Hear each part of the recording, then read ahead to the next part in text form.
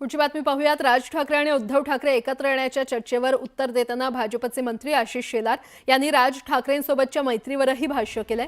माझ्या दृष्टीने वैयक्तिक मित्र होते, तो विषय आता संपला। राजकीय भाष्य इतकंच करेन, त्या दोघांचा प्रश्न आहे। ते दोन पक्ष आहेत, त्यांनी ठरवावं एकत्र यायचं की नाही, असं आशिष शेलार यांनी म्हटलंय। तर आशिष शेलार आणि राज ठाकरे या दोघांचे मैत्रीपूर्ण संबंध अनेकदा पाहण्यास मिळालेले आहेत। अनेकदा आशिष शेलार कृष्णकुंज आणि आत्ताच्या शिवतीर्थ या ठिकाणी जाऊन राज ठाकरेंना भेटलेत। भाजपतल्या इतर कुठल्याही नेत्यांपेक्षा आशिष शेलार आणि राज ठाकरे यांचे संबंध मैत्रीपूर्ण आहेत हे दिसून आले। मात्र हेच मैत्रीपूर्ण संबंध आपल्याचं संपल्याचं आता आशिष शेलार यांनी जाहीर केलंय। बघा, वैयक्तिक वगैरे आतापर्यंतचे शब्द आता पुरे करा। माझ्या दृष्टीने माझे वैयक्तिक मित्र वगैरे होते, तो विषय संपला। राजकीय विषयावर मी राजकीय भाष्य एवढंच करीन, त्या दोघांचा प्रश्न आहे, ते दोन पक्ष आहेत, त्यांनी ठरवावं। राज्य भाषा सल्लागार समितीचा हिंदी सक्तीला विरोध आहे। शासनाच्या समितीचा हिंदी सक्तीला जोरदार विरोध पाहायला मिळतोय। राज्य सल्लागार समितीनं थेट मुख्यमंत्र्यांना पत्र लिहिलंय। हिंदी सक्तीचा निर्णय मागे घेण्याची पत्रातून विनंती करण्यात आलेली आहे। शिक्षण परिषदेनं आम्हाला विचारात घ्यायला हवं होतं, असं या पत्रामध्ये म्हणण्यात आलेलं आहे। तर आपण पाहतोय, राज्य भाषा सल्लागार समितीनं हिंदी सक्तीला विरोध केलेला आहे। शासनाच्याच समितीनं हिंदी सक्तीला जोरदार विरोध केला असल्याचं पाहायला मिळतंय।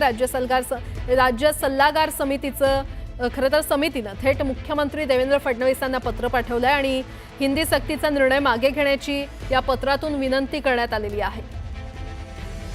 शिक्षण परिषदेनं आम्हाला विचारात घ्यायला हवं होतं, असं या पत्रामध्ये म्हणण्यात आलेलं आहे। महाराष्ट्रातील भाषा सल्लागार समितीनं राज्यातील शाळांमध्ये 1ली ते 5वीच्या विद्यार्थ्यांसाठी मराठी आणि इंग्रजीसोबत हिंदी ही तिसरी भाषा म्हणून सुरू करण्यास विरोध केलेला आहे, ज्यामुळे राज्य सरकार बचावात्मक स्थितीमध्ये आलंय।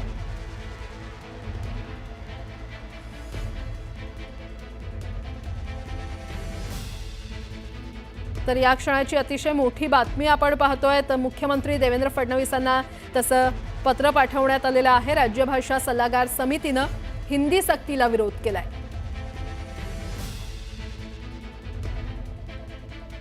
आणि यावरच अधिक बोलण्यासाठी आपल्यासोबत स्वतः भाषा सल्लागार समितीचे अध्यक्ष लक्ष्मीकांत देशमुख जोडले गेलेले आहेत। देशमुख सर, न्यूज 18 लोकमत मध्ये आपलं स्वागत आहे। राज्य भाषा सल्लागार समितीकडूनच आता हिंदी सक्तीला विरोध होतोय, नेमकी कारण काय भूमिका? आम्ही भाषा सल्लागार समितीच्या सर्व सदस्यांनी चर्चा केली आणि शासनाने एक पत्र पाठवलं मुख्यमंत्र्यांना की आपण ही जी तिसरी भाषा हिंदी सक्तीची अनिवार्य केलेली आहे ती योग्य नाही। कारण राष्ट्रीय शिक्षण धोरणामध्ये पहिली ते 5वी फक्त 2 भाषा मुळात प्रिस्क्राईब केल्या होत्या आणि आपला जो राज्य सरकारचा SCRT आराखडा होता, प्राथमिक आराखड्यामध्ये 2 भाषेचं दिलं होतं, तर अंतिम आराखड्यात 3 भाषा दाखवलेल्या आहेत। तर हा बदल का झाला हा एक प्रश्न आहे। आणि दुसरं म्हणजे छोट्या मुलांच्यावर आधीच 2 भाषा शिकायचं बर्डन असताना तिसरी भाषा शिकणं कितपत संयुक्तिक आहे हा खरा प्रश्न आहे। म्हणजे ह्यामध्ये एक तर मानसशास्त्राचा विषय आहे आणि दुसरं म्हणजे आजची परिस्थिती काय आहे। आजची मराठी आणि इंग्रजी आपल्याकडे सक्तीची असल्यामुळे त्या विषयाची गुणवत्ता मुलांना 5-5 वर्ष 6 शिकून देखील पुरेशी प्राप्त होत नाही। त्याची अनेक कारणं आहेत, त्या काळात ती जात नाहीये, परंतु ती आहे। तर आपण मराठी आणि इंग्रजीची गुणवत्ता वाढायच्या ऐवजी आपण नवीन तिसरी भाषा सुरू करत आहोत। त्यासाठी जे लागणारे शिक्षक आहेत ते आपण नियुक्त करणार आहोत का?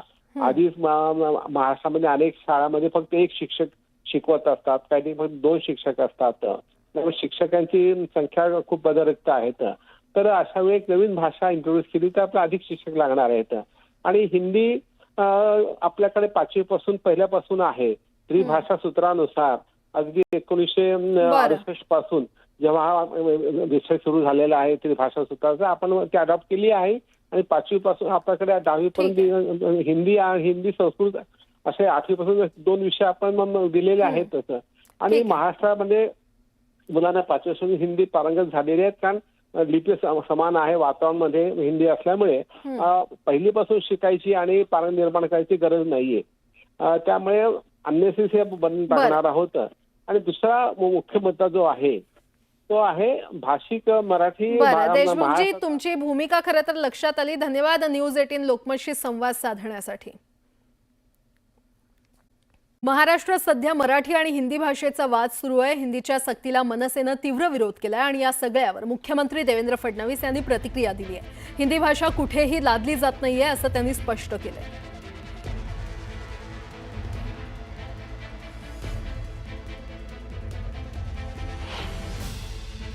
मराठीच्या ऐवजी हिंदी अनिवार्य केलेली नाही.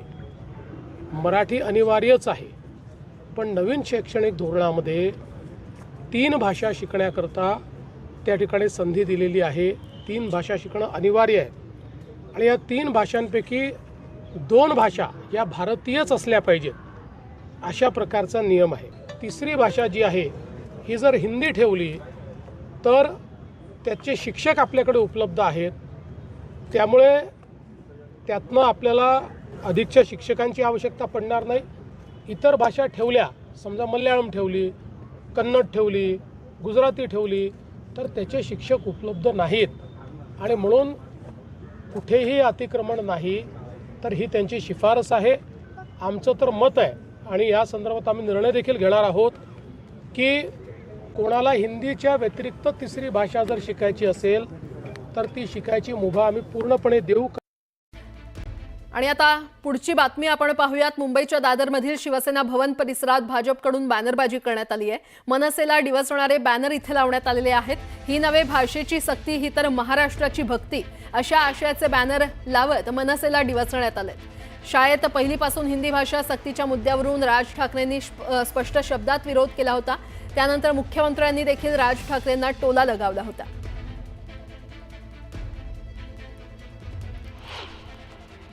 भारतीय जनता पार्टीकडून दादरमधील शिवसेना भवन परिसरामध्ये बॅनरबाजी करण्यात आलेली आहे. मनसेला डिवचणारं असं हे बॅनर लावण्यात आलेलं आहे. यामध्ये आपण पाहतच होतो की मनसेकडून हिंदी सक्ती विरोधात अनेक बॅनरबाजी करण्यात आलेली होती. अनेक त्यांनी विरोध मोठ्या प्रमाणावर केलेला होता. त्यानंतर आता भारतीय जनता पार्टीकडून हा जो बॅनर लावण्यात आलेला आहे, आपण पाहतो ही नव्हे भाषेची सक्ती, ही तर महाराष्ट्राची भक्ती. तोडत नाही भाषा जोडते, साऱ्या देशाची संवाद महाराष्ट्र देतो साध.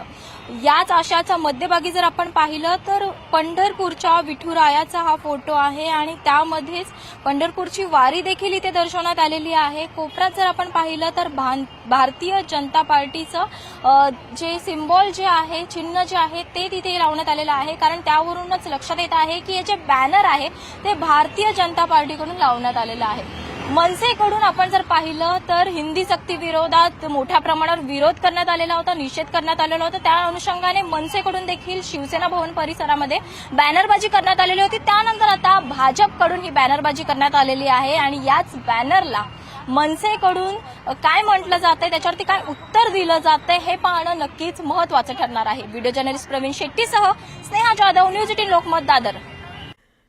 पुढची बातमी पाहूयात. राज्यमंत्री योगेश कदम यांनी आपल्या ट्विटमधून राज ठाकरे यांना विनंतीवजा सल्ला देत आपल्या भावना व्यक्त केल्या आहेत. ही नुसती राजकीय प्रतिक्रिया नसून एक मनस्वी इशारा आहे. स्वार्थासाठी नाती तोडणाऱ्या उबाठा गटाच्या नीतीवर त्यांनी परखड भाष्य करत भूतकाळातील काही उदाहरणांद्वारे राजसाहेबांना सावध राहण्याचा दिलेला सल्ला अनुभवांच्या पार्श्वभूमीवर विचार करण्याजोगा आहे, असं ट्विट राज्यमंत्री योगेश कदम यांनी केलंय.